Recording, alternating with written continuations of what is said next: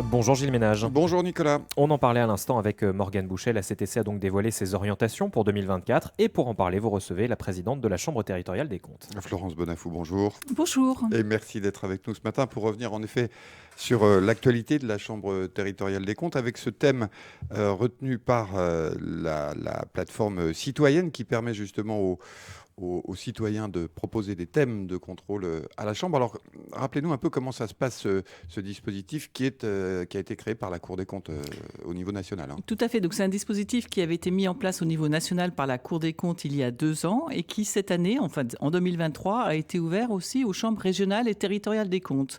Donc, tous les citoyens de plus de 15 ans, puisque 15 ans est l'âge légal de la majorité numérique, peuvent déposer leurs propositions de contrôle pour soit la Cour des comptes, soit l'une ou l'autre des chambres régionales ou territoriales des comptes. Et c'est ce qui s'est passé à l'automne 2023.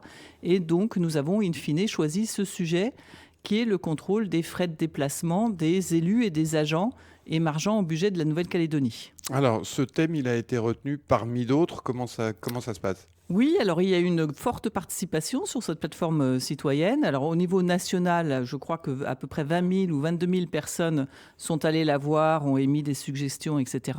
Et pour ce qui concerne la Nouvelle-Calédonie, 7 propositions ont été déposées dans une première phase qui était à peu près le mois de septembre 2023. Ensuite, en octobre 2023, il y a une deuxième phase qui était celle des soutiens, c'est-à-dire où les gens pouvaient soutenir, voter en clair pour telle ou telle proposition. Et après cette phase de soutien, en novembre, nous avons examiné l'ensemble des propositions qui étaient faites et nous avons fait un choix parmi celles-ci. Notre choix portait sur 3 critères. D'une part, bien entendu, la popularité, c'est-à-dire le sujet qui avait obtenu le plus de soutien. Et puis, d'autre part, sa faisabilité. Est-ce qu'il rentrait dans nos compétences ? Nous ne pouvons pas examiner tous les sujets. Nous sommes cantonnés, de par la réglementation, à pouvoir examiner essentiellement le secteur public ou le secteur privé, mais contrôlé par le secteur public. Et enfin, sa valeur ajoutée, c'est-à-dire est-ce que la Chambre avait déjà fait des rapports sur le sujet ou pas dans un passé récent ? Est-ce que nous disposions de suffisamment d'informations ou de données pour pouvoir le traiter ? Et ce sujet-là, celui des frais de déplacement de la Nouvelle-Calédonie, était celui qui a recueilli donc le plus de soutien et que nous pouvons utilement traiter. Alors, vous l'avez signalé hier, en fait, ce sujet au départ était un peu plus large et finalement, vous l'avez un tout petit peu recentré vers la Nouvelle-Calédonie. C'est vrai. Alors, je signale à nos auditeurs que tous ces sujets sont encore disponibles sur Internet. La plateforme citoyenne est ouverte et chacun peut aller voir l'ensemble des sujets qui ont été déposés pour la Nouvelle-Calédonie comme pour le reste du territoire national et donc se faire une idée de la chose. Donc le sujet initialement portait sur les frais de déplacement de l'ensemble des élus calédoniens de la Nouvelle-Calédonie. Nous l'avons resserré parce que nos moyens ne sont pas extensibles à l'infini et nous allons étudier donc les frais de déplacement des élus mais aussi des agents émargeant au budget de la Nouvelle-Calédonie, c'est-à-dire le gouvernement mais aussi le Congrès, l'autorité de la concurrence et l'ensemble des services de la Nouvelle-Calédonie. Alors, comment ça va se passer concrètement ? Qu'est-ce que vous en attendez d'un contrôle comme celui-là ? Alors, comme d'habitude, donc une équipe de 2 personnes de la Chambre, un magistrat, un vérificateur, va se positionner sur ce contrôle. Ils vont, comme d'habitude, rédiger ce qu'on appelle un plan de contrôle, c'est-à-dire détailler leurs axes de contrôle et leurs méthodes de travail. Et au final, ce que nous en attendons, c'est que la Chambre puisse avoir une parole fiable et audible sur cette question, donner des faits objectifs qui puissent calmer un peu le débat, en tout cas, ou l'alimenter, mais de façon sereine, afin de voir quelle est la masse financière en jeu. À ce moment, je ne peux pas vous répondre, par exemple, sur cette question, ce n'est pas la peine de me la poser. Quelles sont les masses financières en jeu et est-ce que ces frais sont ce qu'on appelle réguliers, c'est-à-dire conformes à la réglementation applicable, ce qui a priori devrait être le cas pour la très grande... Est-ce qu'il y a une réglementation déjà ? Oui, est-ce qu'il y a une réglementation ? Je suis sûr qu'il y a une réglementation. Et voilà, il va falloir la déterminer, mais je pense qu'il y a une réglementation, je ne suis pas inquiète là-dessus. Est-ce qu'ils sont conformes à la réglementation ? Je pense que pour la plupart, pour la grande partie, ils sont conformes à la réglementation. Peut-être certains ne le sont pas, c'est ça qu'il faudra déterminer. Et est-ce que cette dépense est efficiente ? C'est-à-dire, est-ce qu'on aurait pu faire ces mêmes déplacements en dépensant moins ? ce qui, effectivement, quand on considère l'ensemble de la situation des finances publiques locales, qui est assez tendue, comme chacun sait, pourrait être intéressant de dépenser moins pour faire le même déplacement. Ça veut dire qu'on aurait pu éventuellement faire des économies, y compris des économies d'échelle, en réduisant effectivement les frais, notamment les classes de voyage ou ce genre de choses. Oui, tout à fait. Quel est l'objectif de la Cour des comptes dans cette plateforme citoyenne? C'est vraiment de développer la démocratie, ce qu'on appelle la démocratie participative, d'inciter les citoyens à participer à la vie, j'allais dire au contrôle, mais à la vie de la société?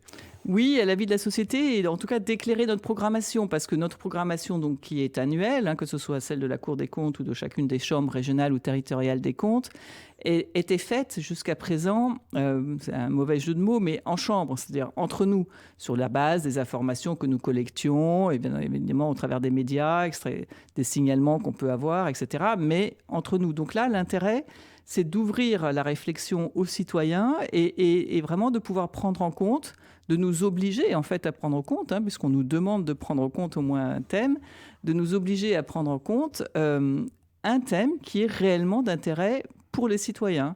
Et je pense que c'est une très bonne démarche. Ça fait rentrer effectivement un peu de vie démocratique au sein de notre institution. Parce qu'il y a un autre dispositif qui existe dont on va dire un mot, c'est ce qu'on appelle la plateforme de signalement, qui elle alors est ouverte en permanence, 365 jours, 24 heures sur 24, 7 jours sur 7.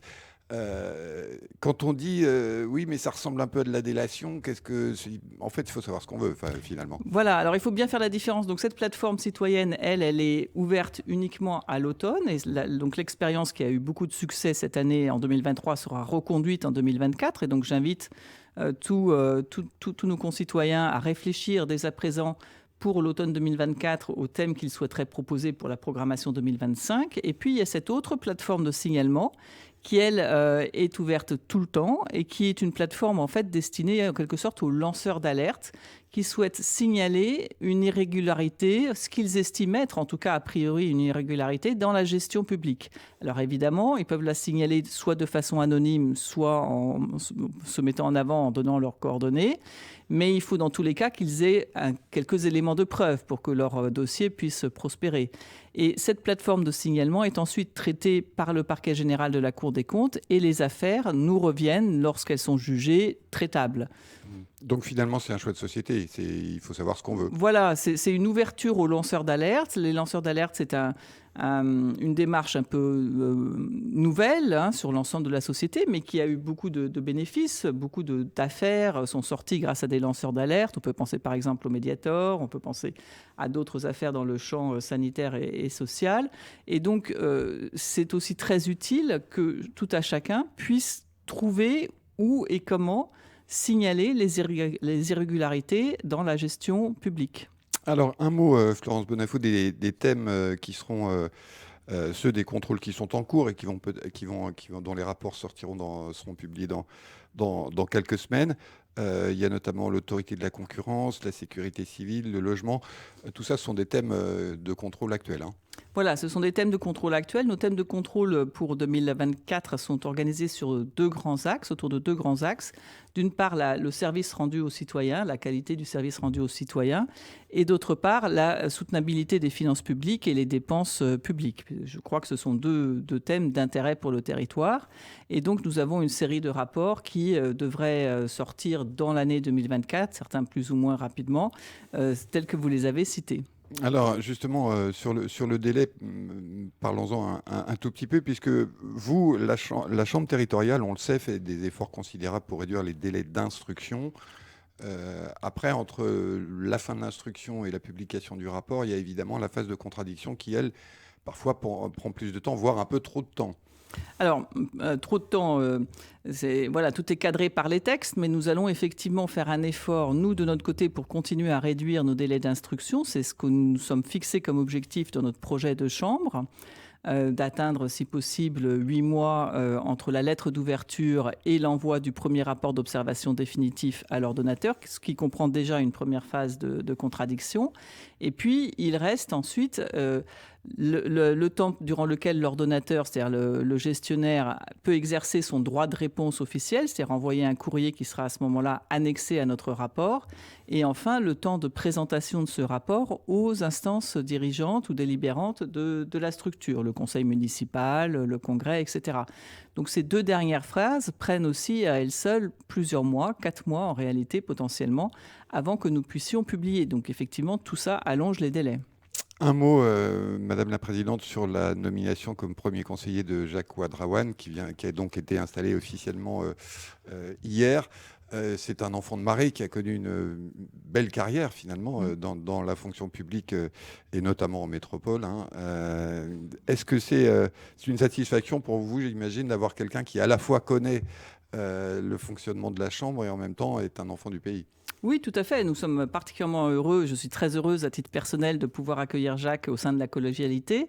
C'est un profil qui répond tout à fait à nos attentes, puisque, comme vous le disiez, il connaît bien entendu le territoire et ses acteurs, et il a travaillé quelques années, 4 ans, à la Chambre régionale des comptes de Normandie, où il a donc été formé, a acquis toutes les connaissances nécessaires pour exercer le métier de magistrat financier. Donc pour nous, c'est tout bénéfice, je dirais. Nous avons quelqu'un qui connaît le territoire et quelqu'un qui connaît le métier. C'est absolument parfait. Et qui va, dans un premier temps, se concentrer sur un sujet qui est un sujet d'inquiétude pour tout le monde dans cette région, c'est le changement climatique et notamment la montée des eaux. Voilà. Donc il nous a semblé important de traiter ce sujet de l'adaptation au changement climatique et concrètement au travers de la thématique, d'autres sujets auraient été possibles, mais concrètement au travers de la thématique de la montée de la mer, qui est un sujet qui va impacter beaucoup de Calédoniens, comme on le sait. Cet audit a aussi la particularité de se réaliser dans un cadre coordonné avec d'autres institutions supérieures de contrôle du Pacifique au travers de cette association qui s'appelle PASAI. Donc ça va être très intéressant de faire ça en partenariat avec ces autres institutions supérieures de contrôle et plus particulièrement au travers du jumelage que nous avons mis en place en fin d'année 2023 avec l'institution supérieure de contrôle du Vanuatu, l'auditeur général du Vanuatu. Donc je compte sur Jacques Ouadraouen pour mener à bien ce dispositif. Florence Benafou, présidente de la Chambre territoriale des comptes, merci d'avoir été avec nous ce matin. Merci beaucoup.